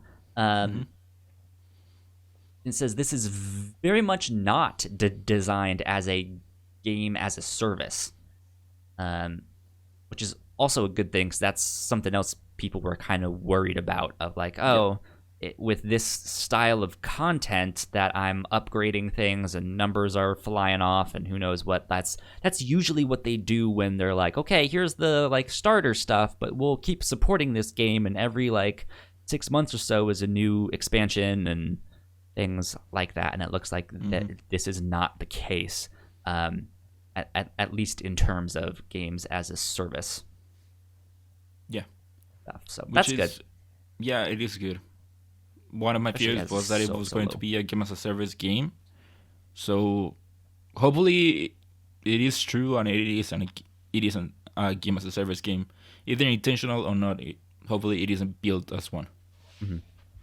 Looks like you can also play the whole campaign solo, which is a good thing for players like me, who is like just like don't bother me, leave me alone. I want to play by myself. That's good, and it says you can play through the whole game using only one of the knights. So if you find one you like and you want to stick with them, you can play the whole game with just them. Yeah, which I wonder how it will affect the story, because from the demo that we saw, it did give me an impression that in a story setting wise, it was a story for Batgirl there. So I wonder at least how that bit of what they showed, was it looked like specifically her. But yeah, I wonder if it will feel different if you are another character, and it will feel like it is a storyteller for that character, or if it is just a general story and basically your character is just a nameless character in a certain way, where it doesn't matter who it is. What I'm wondering is the same thing that I kind of asked you about Crash, of like, is this a shorter experience? It still might be a good length, but is this a little bit shorter, and therefore they just had all the voice actors do a version for if you're playing as Batgirl, or if you're playing as Nightwing, or if you're playing as Robin? And I don't think it will necessarily be a shorter game, because of something that we talked about last week, how the demo that we saw was halfway through Mr. Freeze's campaign, and how it was kind of like 4 hours, I think, through the main campaign. So going by those numbers and how there will be apparently 4 big enemies, it does sound like it will be kind of on the longer side. So that's why I'm not really worried about the length. If each of the villains are kind of sectioned off, like that's the thing, right? Like each quote unquote section is kind of like a smaller story arc or like a small game within that thing. So why not have the voice actor who does Mr. Freeze be like, hey, we're gonna have you record this dialogue 4 times, each each with a different name. And like, Nightwing, I hate you, and then the next one is, Batgirl, I hate you. So who knows? Who knows? For the most part, yeah, I'm stoked about Gotham Knights. I'm excited to play that one. Yeah, me too. And especially after reading this Q&A, it is getting me more excited, and it did calm some of the worries that I had. Good. Let's move on to our new and notable section, which we will get to right now. Fortnite has a new season out because, of course, they do, and it is Marvel themed. If I'm not mistaken, I think it's Avengers versus X-Men, and they're calling it like the Nexus War or something, and they're fighting Galactus or something. I don't know. But it does seem like they do pull in X-Men characters and Avengers characters, but the overall idea, it does seem to be that Thor brought them all in together to the Fortnite Island because Galactus is coming. And we have to fight together to stop them. It is an Avengers versus X-Men. Gotcha. Yeah. Well, I did get to try it out. I played through it a bit. And yeah? It's still Fortnite. I don't play much Fortnite. I'm still surprised how different it is from the last time that I played. Like, there was a period where I did play kind of regularly Fortnite for a little bit. So, I mean, I am surprised how different the game is now from how it was back then. Interesting. From the cinematic that the game shows you for the whole season, it does seem like you can play as the characters and get their abilities, but I still don't get how that works. Gotcha. I wasn't able to actually do that. Well, I'm gonna throw this one right back at you, but maybe you're just bad at the game. Oh, yes. Well, fair point. I am bad at the game. Well, no. The last round that I played, I ended up second place. Okay, so, good stuff. I don't know. Good stuff. Maybe not that bad. But yeah, that's because I was playing on the Switch. If I were playing on the PS4, I would get my ass kicked very much. I'm actually gonna save this one that we have in our second slot here for the last one. But after that, Lego Star Wars The Skywalker Saga has been delayed into 2021. However, they have also announced next-gen versions of the game. Which makes sense if it is 2021. Yeah, exactly. The game, we finally got to see the game. Which is really something good. that I would wanted to do. And it looked great. Yeah. I haven't played a Lego game since they first started making them, so this might be one that I have to pick up and play. Well, Lego games for the most part have always been the same. For the most part. Yeah. This newer Lego Star Wars game, it doesn't look like it is a Lego game with the Star Wars franchise and with a Star Wars coat of paint over it. It does look like it is a Star Wars game with, instead of it being, I don't know, cel-shaded or hyper-realistic, it's just Lego. Yeah. Which I thought it was pretty cool and has me very, very excited. Good stuff indeed. After that, Spellbreak, a magic-based battle royale, will be releasing on September 3rd, which I don't even know. When does this one come out? Okay, let's open up my calendar. It'll be shortly after this comes out to the public, so September 3rd. You guys can play Spellbreak. You guys want to. Doom Eternal, the Ancient Gods DLC. I also saw this written down as the Ancient Ones, but I don't know. It looks like I think they it's were gods. both of them. Okay, we'll stick with the Ancient the Ancient Gods DLC. Arrives on October 20th. If you guys liked Doom Eternal, be on the lookout for that one. I think I already mentioned the Star Wars expansion. I don't know why I have it in here, but that's out September 8th. Just Dance 2021 will be released on Nintendo Switch on November 12th, 2020. And if I'm not mistaken, I think this is the... come out everywhere else too.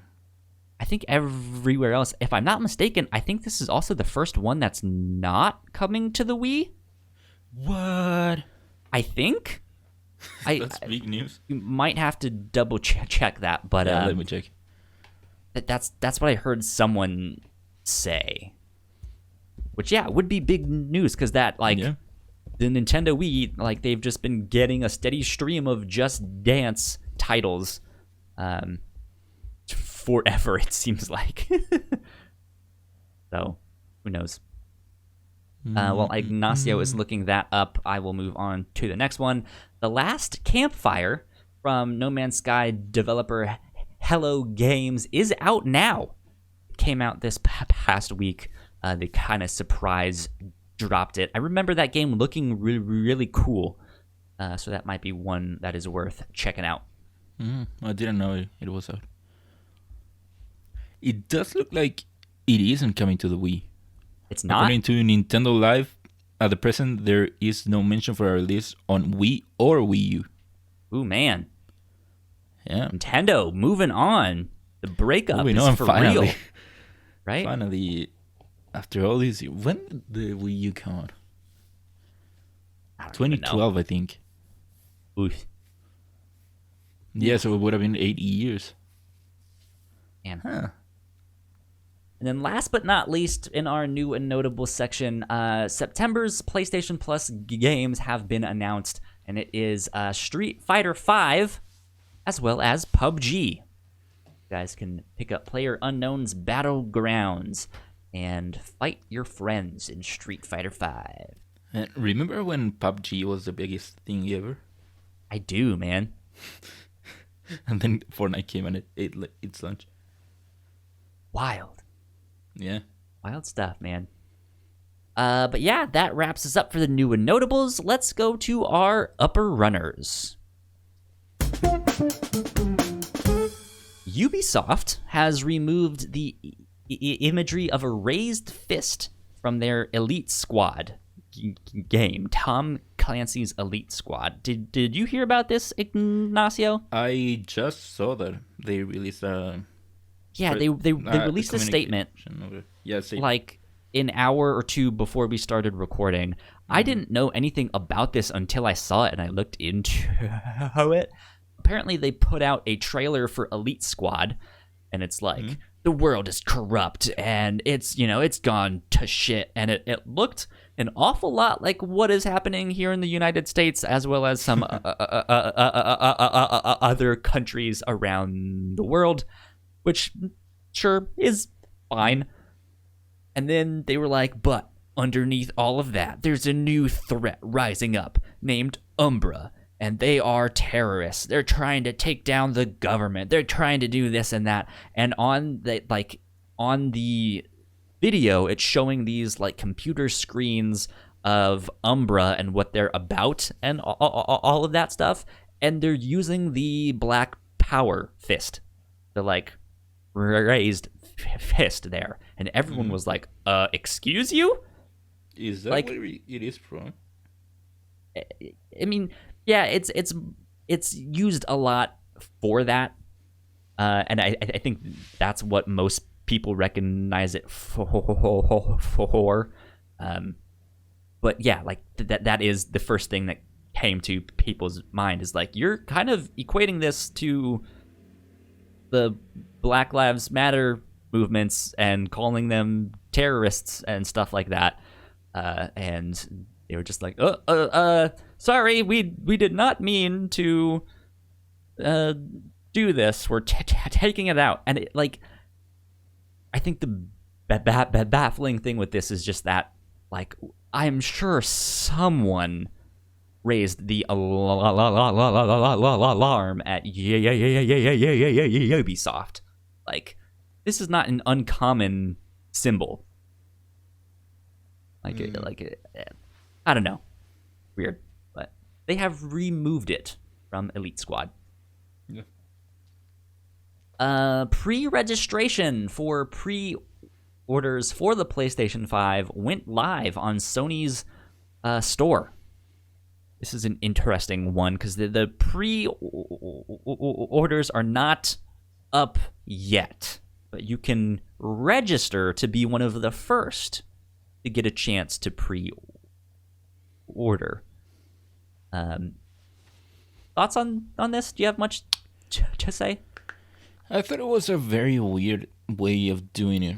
We are waiting for PlayStation and even Xbox to actually announce the prices and for us to be able to get the pre-orders. But the way that they did it was that they apparently sent links to certain users about this and that you could pre-register to get your hands onto a pre-order. Yeah, and it's not so I thought that guaranteed. Very weird. It's based off of your previous PlayStation history or stuff like that, which is strange. So there you go. But it's up if you guys want to try and get your grubby little fingers on one. Next up, though, Microsoft has backed Epic Games in its battle against Apple. Furthermore, a judge has ruled that Apple cannot revoke the development and distribution of Unreal Engine 4 on iOS. However, Apple has now terminated Epic's App Store account. Of course, this does not affect Unreal Engine 4. So yeah, we talked last week about how Apple seemed like it was going to prevent people that were using Unreal Engine 4 to have their games on the App Store. Mm-hmm. So now the ruling says that they will only affect Epic itself, not the people that are using Unreal Engine 4. Yeah. Regarding the judge was like, no, can't do regarding Microsoft involvement on all this, it is kind of weird, to be honest, because I don't think the whole thing. Well, the whole thing is that Epic is mad at Apple because of the 30% whole thing. Microsoft, as far as we know, also has the same policy.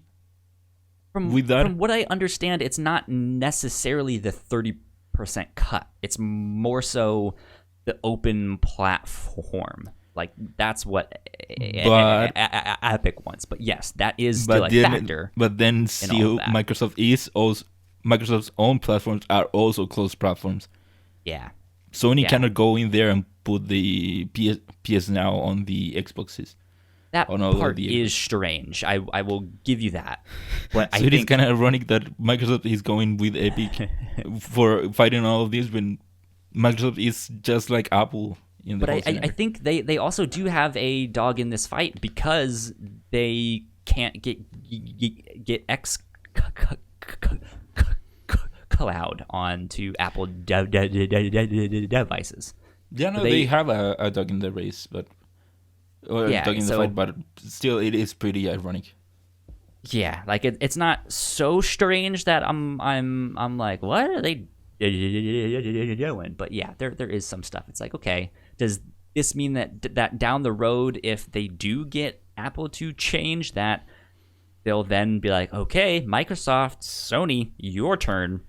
Yeah, that's one of the things that I've been thinking about, because if you look at the problems that Epic supposedly has with Apple, you can make the same argument for any of the other other console manufacturers.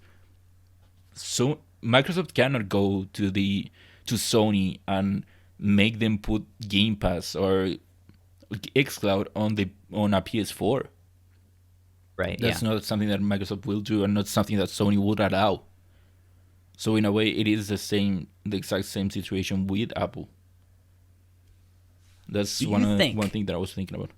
Do you think, like, I don't know, 15 years from now, once this new generation of the PlayStation 5 and the Xbox Series X, once that generation is done and we move on to the next one, yeah, you think that generation might have more open platforms and stuff where we do get to be like, yeah, I bought PlayStation, but I'm more of an Xbox fan, and so I got the like Microsoft Game Pass thing on there or something. I guess that's a bad way to phrase that question, because then why wouldn't you just buy an Xbox? But still, just like, hey, I'm a PlayStation fan, but I also like the Xbox stuff, so I got the Xbox app on my PlayStation. I doubt it, but I don't think it is impossible. Whenever people think of those kind of scenarios, or even how people kind of think that in a future every game will be playable on any console, I don't think that one thing that you have to think about is what has to happen in between now and that point for that to actually be a reality. What will actually have to happen for Microsoft, Sony, Nintendo, for them to actually agree to open up their platforms? Which is why I think this Apple and Epic stuff is so fascinating, because they kind of seem like the top dog. And so if they can take down the top dog, right? It's like, what does that say for the smaller ones like Sony and Microsoft? I guess Microsoft is still a huge company, but like, yeah. That's why I say it isn't impossible, especially with what's going on with the whole Epic v Apple fight. Yeah. One video that I do recommend people go watch is a new video that the Game Theorist just put out, where he discusses the whole fight between Epic and Apple, and he at the end theorizes that Epic's end goal here isn't about the 30%. It isn't about helping other developers. Their end goal is Epic wants to have their own Epic Store on Apple devices, and to a certain extent on Google devices. That's the end goal. Yeah, I do recommend people check out that video, because he goes through the legal wording of the whole suit that Epic put up against Apple. He goes through certain attempts that Epic has had with Android about wanting to have their own Epic Store on Android devices. So he makes a good argument that that's their end goal. And yeah, if they come out victorious in the end, that's kind of like open the whole Pandora's box. And what's to stop them from actually trying to do the same thing with Sony, Microsoft, and Nintendo? That makes sense. Yeah. Well, speaking of Microsoft, where there's smoke, there's usually fire. Microsoft has brought on Halo vet Joseph Staten into a top leadership role at 343 to help get Halo Infinite back on track. A lot of people are praising this move. I think in the long run, this is a good thing, because Joseph Staten was one of the writers on the early Halo games, and he helped to direct some of the cinematics and stuff. But at the same time, this is also kind of concerning. Yeah, no, for sure. Especially if you see all of the struggles that Microsoft or that 343 has had with the development of Halo Infinite. How people weren't happy with how the game looked, how they just had to come out and say that the game will be delayed, even though it was supposed to come out with the launch of the Series X.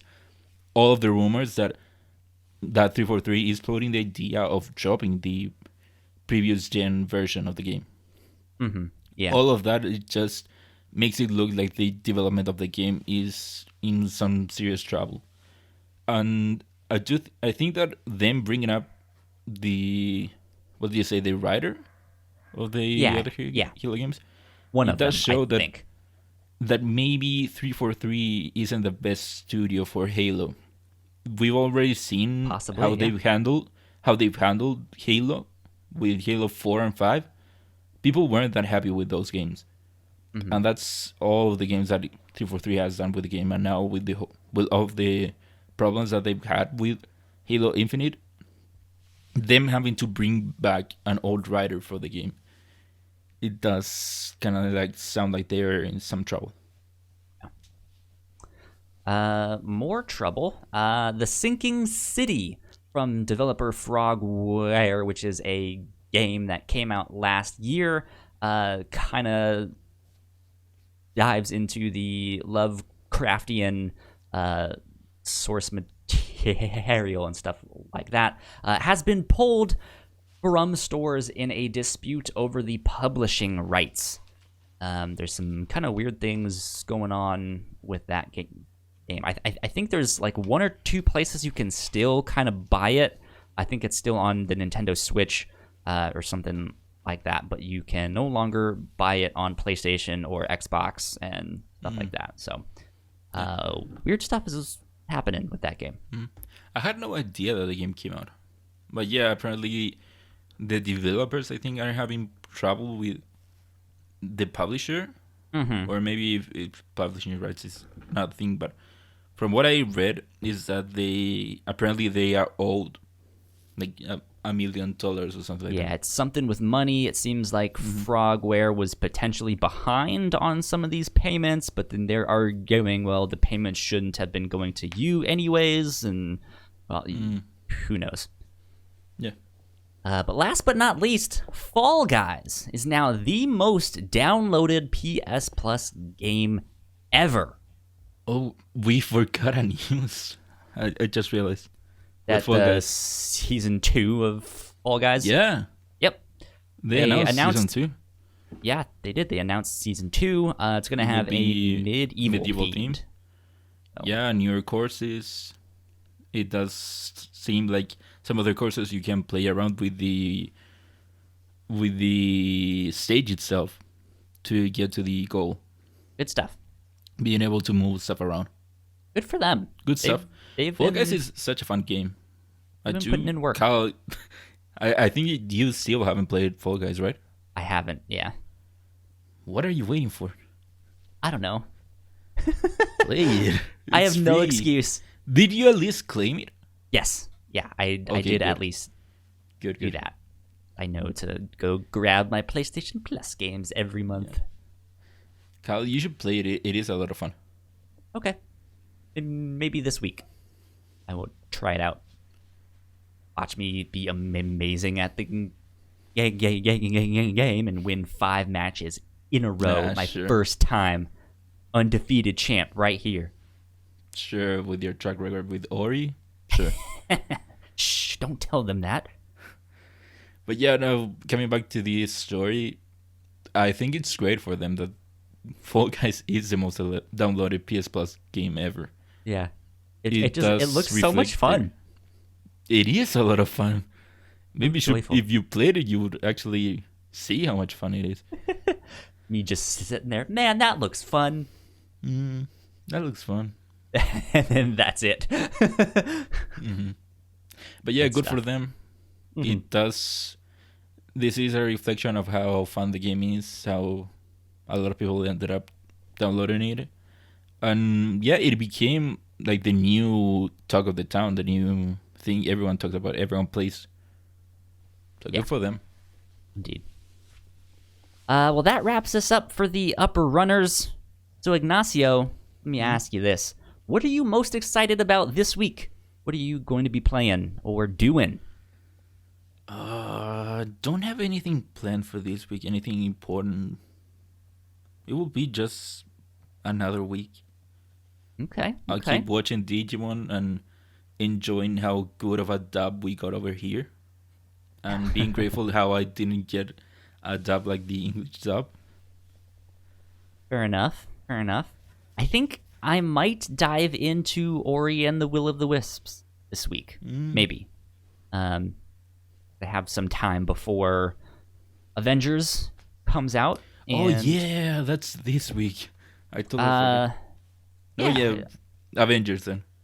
Yeah, it's like at the end of this week on Thursday. Yeah, I Friday. guess it comes out on the 4th. Yeah, the 4th. So on Friday. Well, it would be, well, for us both, it would be midnight Friday. Yeah. So that's what I'll be playing Friday night. Stuff like that. But yeah, for the couple days before that, I think hopefully work is slow and I can just sit here and play Hori while I am at work. Oh, you could have some fun and play Fall Guys. Yeah, too. So we'll see what's up with all of that. But I think that is about it. Ignacio, where can the people find you on the internet? Well, they can find me on Twitter at Ignacio Rojas B. That's IGNACIOROJASB. That's my name. You can find me at Yo Kyle Springer on Twitter and Instagram. Don't forget to go like, share, subscribe, do all of that stuff. You guys know the drill. I think we're still at 83 subscribers on our YouTube. So be subscribing to our YouTube. It would help us out a ton. Close. Yeah. So close. But I believe that wraps us up. This has been episode 39 of Crossplay. We will see you guys next week. Bye. Bye. Thank you so much for checking out our podcast. We hope you enjoyed that one. Leave a comment down below in the comment section, because that's what you're supposed to do in the comment section. I don't know. Do you guys think I'll be good at Fall Guys? I don't know. In the meantime, go subscribe to our channel, which is up here in this corner, and go watch one of our other videos right down there. That would help us out a ton. But until next time, adios.